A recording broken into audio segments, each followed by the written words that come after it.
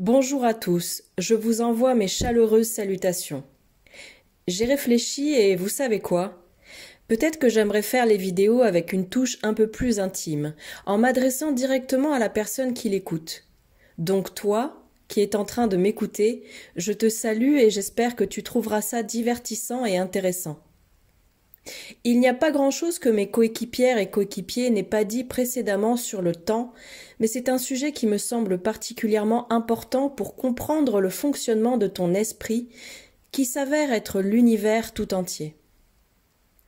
Je vais exprimer ma façon de voir le temps de la manière la plus simple et la plus compréhensible possible. Là où tu es en ce moment même, assis ou assise sur ta chaise, ton fauteuil, ton canapé, dans ton lit, en train de cuisiner, de faire de l'exercice, de marcher ou de profiter du paysage tout en m'écoutant parler, en réalité, il n'y a aucune raison pour que le temps avance ou recule. Tu es juste là, en train de faire ce que tu fais.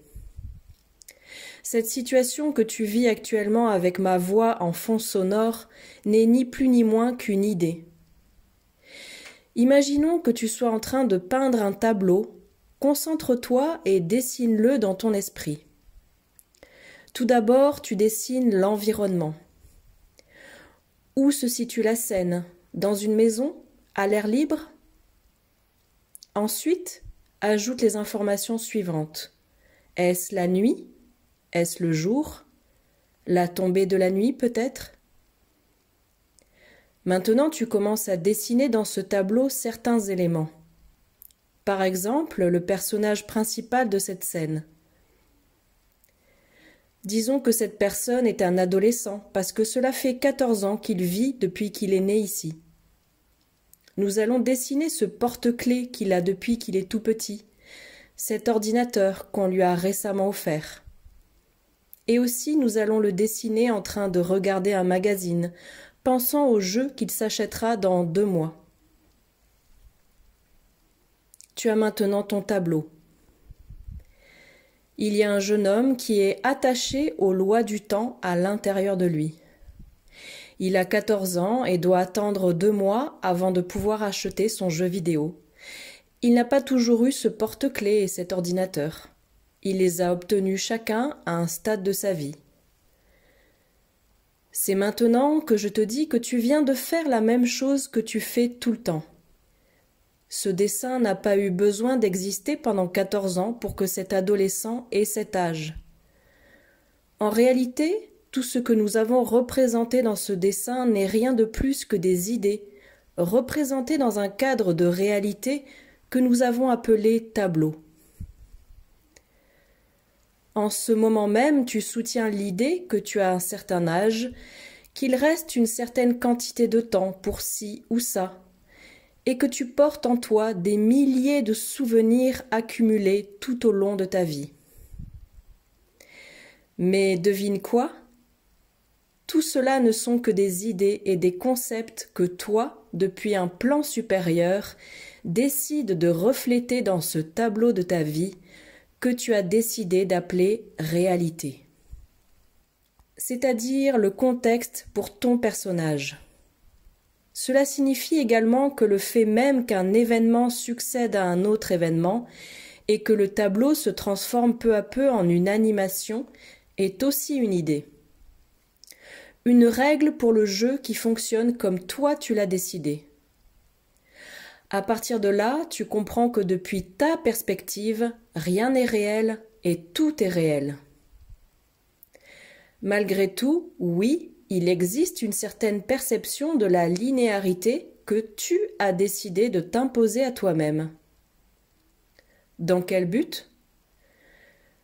Disons que jouer à un jeu vidéo ou regarder un film en sautant à la fin, puis au début, puis au milieu, puis aux 3/4 du jeu ou du film, et ainsi de suite indéfiniment, ça ne serait pas très marrant, n'est-ce pas?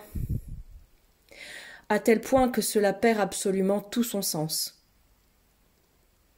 Ayant compris cela, et afin de conclure pour aujourd'hui, je vais te présenter une autre idée. Imagine maintenant que tu as fait plusieurs variantes de ton dessin. Dans l'une, il se passe exactement la même chose, mais à une autre heure de la journée. Dans une autre, tout est identique, mais ton personnage n'a jamais obtenu cet ordinateur.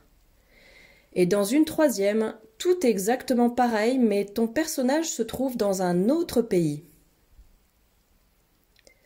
Maintenant, ajoute une valeur ou un code à chaque tableau.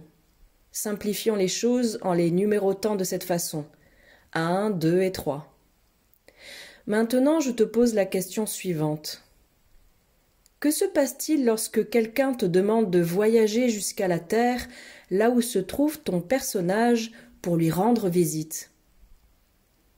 Il lui faudra préciser davantage de données, car il existe 3 variables différentes dans ce cas. Si tu as compris ceci, maintenant multiplie ces données par autant de variables que tu peux imaginer. Peut-être que cela peut t'aider à comprendre un peu mieux pourquoi il est facile de se perdre en faisant des sauts dans le temps. Parce que le temps n'est pas vraiment linéaire et surtout parce que toutes les situations temporelles, géographiques et circonstancielles que tu peux imaginer peuvent être représentées par des codes qui, à leur tour, conservent ou représentent cette information contextuelle, ce contexte qui donnera vie et un sens à ton tableau. Il y a encore des choses que j'aimerais dire sur ma façon de voir ou de comprendre le fonctionnement du temps, mais je pense que je vais laisser le sujet ici pour l'instant afin de ne pas le rendre trop dense. Pour le moment, je te laisse avec les questions suivantes, auxquelles je voudrais que tu réfléchisses jusqu'à la prochaine fois. Comment le temps fonctionne-t-il dans les rêves ? Quelle est, selon toi, la différence entre la façon dont le temps fonctionne dans les rêves et cette réalité que tu perçois en ce moment même? Ce n'est pas pour que tu me répondes, c'est pour que toi, tu y réfléchisses.